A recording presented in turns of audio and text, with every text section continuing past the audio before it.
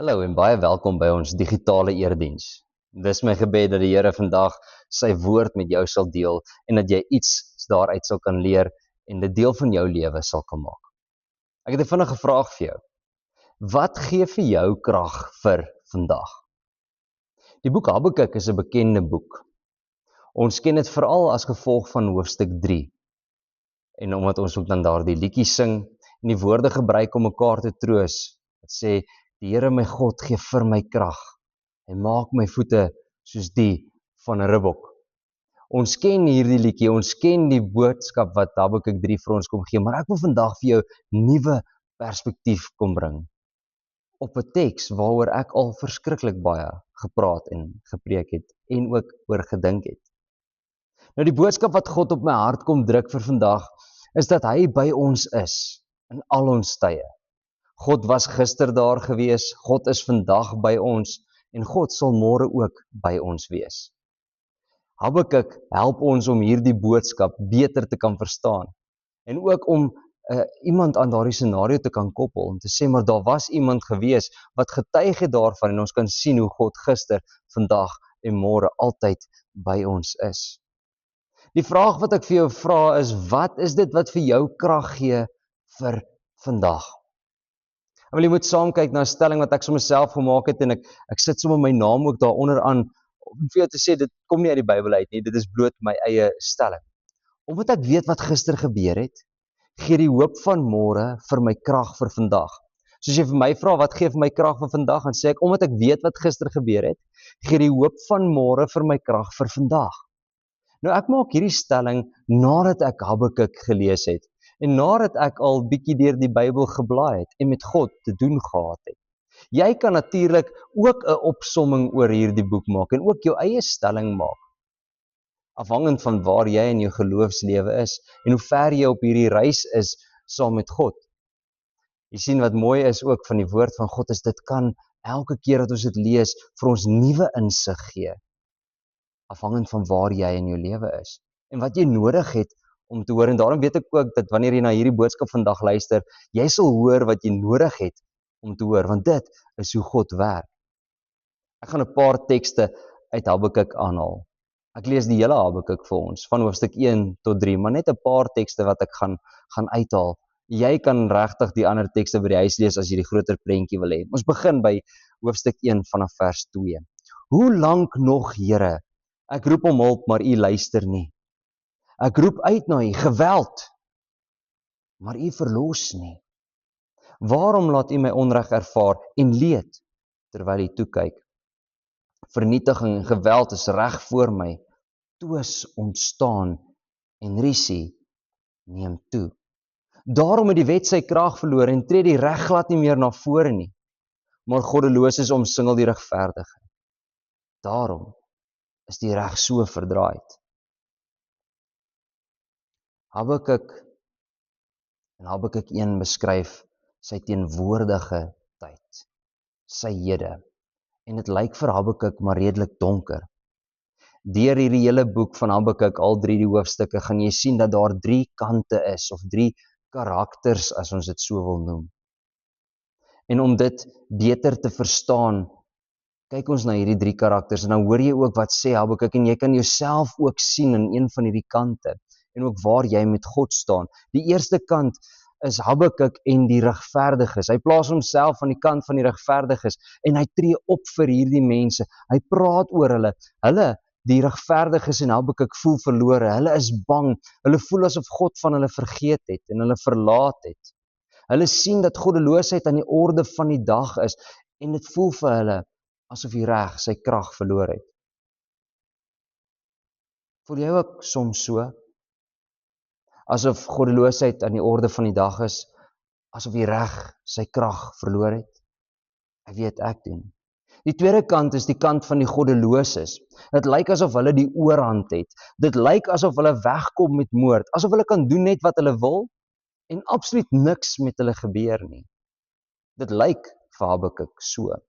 En as ek dit so beskryf, dan dink ek sommer ook weer aan ons eie tyd, waarin ek en jy lewe. Hoe dit ook lyk asof die goddeloses kan doen net wat hulle wil en hulle wegkom met moord. Hierdie scenario tref dalk nader aan die huis as wat ons dink. En aan die derde kant is God. Waar staan God in Habakuk se prentjie? Nou in hierdie eerste hoofstuk beskryf Habakuk eintlik vir God as 'n God wat daar ver is. 'n God ver verwyder van ons. 'n God wat van ons vergeet het. 'n God wat toelaat dat slegte goed met goeie mense gebeur. 'n God wat staan en toe kyk hoe ek en jy swaar kry. Dit het vir Habakuk so gevoel. Ek weet dit het al in my lewe so gevoel en miskien voel dit vir jou ook so. Dat God maar net staan en toe kyk hoe jy swaar kry. Habakuk beleef 'n krisis en hy vra hierdie vraag: Waarom, Here? Hoekom, Here?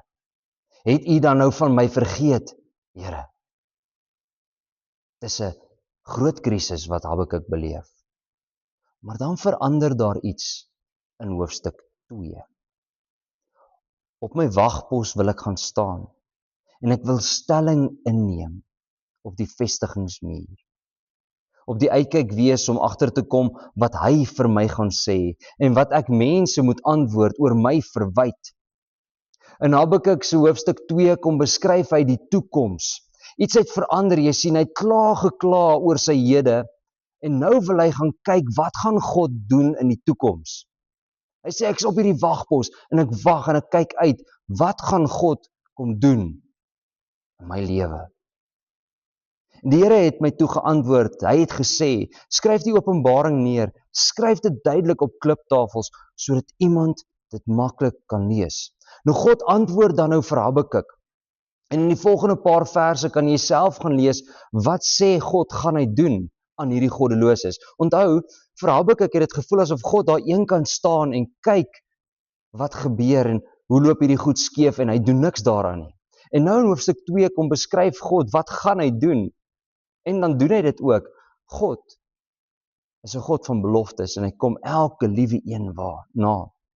Jy sien, die gevoel wat Habakuk het van God wat daar ver is en nie na hom luister nie en nie vir hom help nie, dis nie 'n waar gevoel nie. Dis die gevoel, ja, maar dis nie waar van God nie.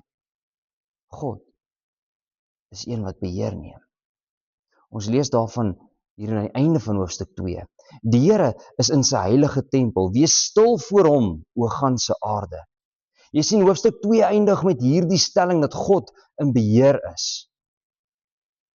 En dat ek en jy die ganse aarde moet stil wees en weet. Moet stil word en weet. Nou wat beteken dit? Dat ek en jy moet stil word. Jy sien, wanneer dinge nie uitwerk soos wat ek en jy wil hê dit moet uitwerk nie, dan het ons nogal die neiging om ons hande self te wil vuil kry. En ons wil self die dinge doen. En ons spartel rond en in hierdie krisis probeer ons alles wat ons kan. Maar dis ons wat probeer. En God sê, wees stil. In ander woorde, raak net 'n bietjie rustig. Kalmeer. Wees stil en weet. Wat moet ons weet? Dat God in beheer is. As jy dalk nou besig is om te skarrel en besig is om besig te wees om kop bo water te hou, word stil en weet God is in beheer. Die laaste gedeelte van Habakuk is een wat ek en jy goed ken en word ingelei daar in vers 17 deur die woord nogtans. Nogtans. Nou ek het by verskeie geleenthede al oor hierdie spesifieke woord gepreek. Maar ek kan nie genoeg kry van dit nie. En ek kan nie genoeg beklemtoon wat hierdie woord beteken nie. Jy sien, hierdie laaste gedeelte van Habakuk is nie 'n droom nie. Dis nie iets wat hy hoop nog gaan gebeur nie. Wanneer Habakuk dit skryf, het dit reeds gebeur. Hierdie is wat gebeur het. Hoor wat beskryf hy. Dis nie iets wat kom nie. Dis iets wat reeds gebeur het.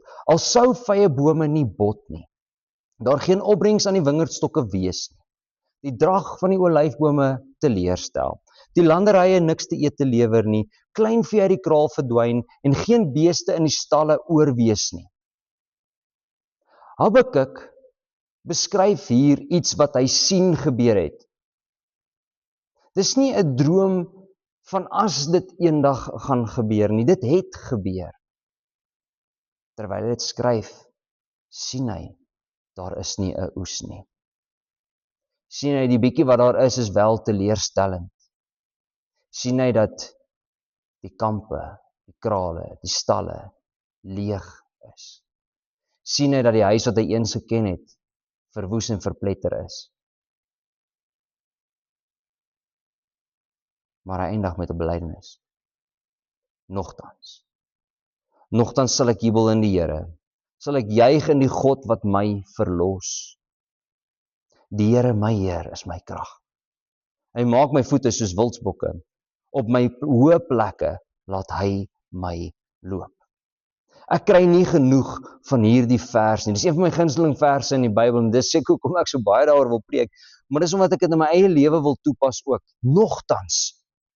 Jy sien, Habakuk skryf dit wanneer hy kyk hoe alles verkeerd loop in sy lewe en hy sê, weet jy wat, ongeag van al hierdie goed, nogtans gaan ek bly wees in die Here, sal ek jubel in God, want hy gee vir my krag. Ons wil baie keer voorwaardes aan ons geloof kom koppel en sê, as God seker maak dat dinge vir my uitwerk, dan sal ek hom loof, dan sal ek jubel, dan sal ek juig. As God vir my krag gee, dan sal ek sê dankie vir die krag. Maar God moet eers optree. Dis nie wat Habakuk doen nie.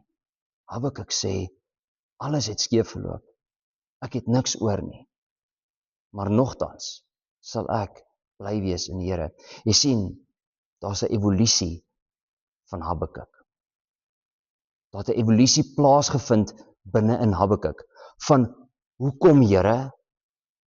Na, die Here gee my krag. Hoekom Here?